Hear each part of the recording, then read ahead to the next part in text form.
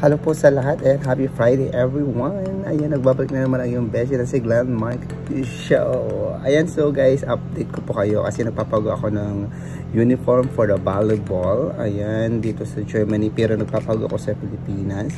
Kung nagharap po kayo ng pagpapagawa ng uniform, ay meron pa akong i-refer po sa inyo. So, taga Pangasinan po sila, sa Malasiki gumagawa, and ito po yung pinapagawa kong uniform dito. Dalawa po yung pinapagawa ko at I hope na maganda yung kalalabasan kasi sabi na maganda gagawin, and I trust naman. So matatapos siguro after 1 week tapos yung uniform namin. So look nyo itong uniform namin. Ito, ipapayara ko sa screen. Salamat!